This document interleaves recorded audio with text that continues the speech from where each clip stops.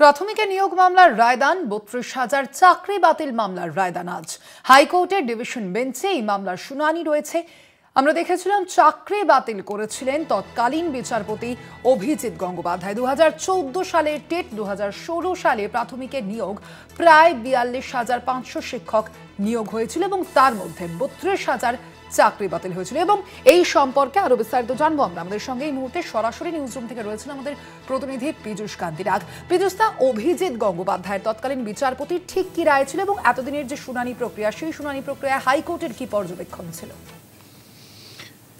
দেখো, প্রাথমিকের ৩২,০০০ চাকরি বাতিল মামলার রায়দান আজ বেলা ২টোয় বিচারপতি তপব্রত চক্রবর্তী এবং বিচারপতি ঋতব্রত মিত্রের ডিভিশন বেঞ্চে। মূলত ২০১৪ সালের টেট পরীক্ষার প্রেক্ষিতে ২০১৬ সালে যে নিয়োগ প্রক্রিয়া চলে, ৪২,৫০০-র বেশি এই নিয়োগ প্রক্রিয়া হয়েছিল। তার মধ্যে ৩২,০০০-এর যে চাকরি বাতিলের নির্দেশ দিয়েছিলেন তৎকালীন বিচারপতি অভিজিৎ গঙ্গোপাধ্যায়।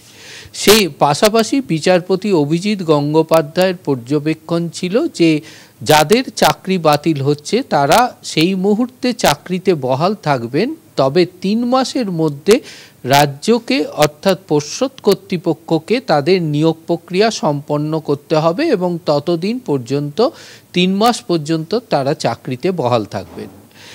এরপরেই বিচারপতি অভিজিৎ গঙ্গোপাধ্যায় সেই রায়কে চ্যালেঞ্জ করে তৎকালীন ডিভিশন বেঞ্চের বিচারপতি ছিলেন বিচারপতি সুব্রত তালুকদারের ডিভিশন বেঞ্চে আবেদন জানায় পর্ষদ এবং রাজ্য। যে আবেদনে অন্তর্বর্তীকালীন স্থগিতাদেশ জারি করেছিলেন বিচারপতি অভিজিৎ গঙ্গোপাধ্যায়ের রায়ের ওপরে, কিন্তু তাদের যে নতুন করে নিয়োগ প্রক্রিয়ার ওপরে কিন্তু কোনো রকম স্থগিতাদেশ জারি করেনি ডিভিশন বেঞ্চ।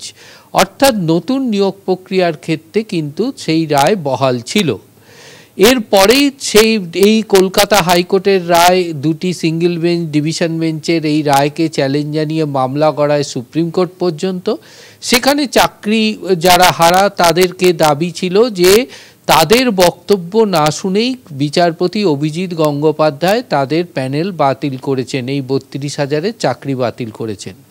তাদের আত্মপক্ষ সমর্থনের সুযোগ দেওয়া হয়নি। এরপরেই সুপ্রিম কোর্ট নির্দেশ জারি করে যে এই সামগ্রিক বিষয়ে যারা চাকরি হারা তাদের সমস্ত বক্তব্য এবং মামলার সঙ্গে সংযুক্ত সকলের বক্তব্য শুনতে হবে কলকাতা হাইকোর্টের ডিভিশন বেঞ্চকে। ইতিমধ্যে বিচারপতি সুব্রত তালুকদারের অবসর গ্রহণ করেন। তারপরে মামলাটি চলে যায় বিচারপতি তপব্রত চক্রবর্তী ও বিচারপতি ঋতব্রত মিত্রের ডিভিশন বেঞ্চে।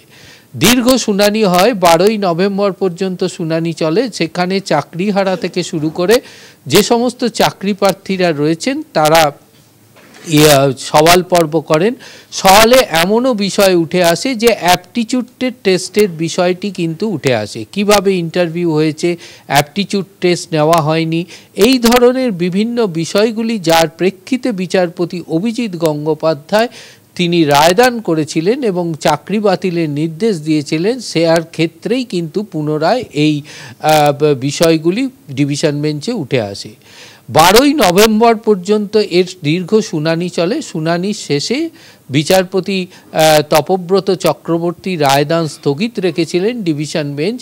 আজ বেলা 2টোয় এই রায়দান করবেন বিচারপতি তপব্রত চক্রবর্তী এবং বিচারপতি ঋতব্রত মিত্রের ডিভিশন বেঞ্চ, এবং তার উপরেই নির্ভর করবে প্রাথমিকের এই ৩২,০০০ চাকরি হারাদের ভবিষ্যৎ। যদিও আইনজীবী মহল মনে করছেন যে কলকাতা হাইকোর্টের রায় যাই হোক না কেন, এই রায়ে যারা ক্ষতিগ্রস্ত হবে সেটা পর্ষদ প্রশাসন হোক, চাকরিহারা হোক, বা যারা নিয়োগের অনিয়মকে সামনে ধরে যে এই মামলা দায়ের করেছিলেন তারাই হোক, যে কোনো যারাই এই রায় দ্বারা ক্ষতিগ্রস্ত হবেন তারাই কিন্তু সুপ্রিম কোর্টের দিকে পা বাড়াবেন। ধন্যবাদ তোমায়। আমরা কথা বলছিলাম, আমাদের সঙ্গে সরাসরি নিউজরুম থেকে ছিলেন প্রতিনিধি পীযূষ কান্তি নাগ।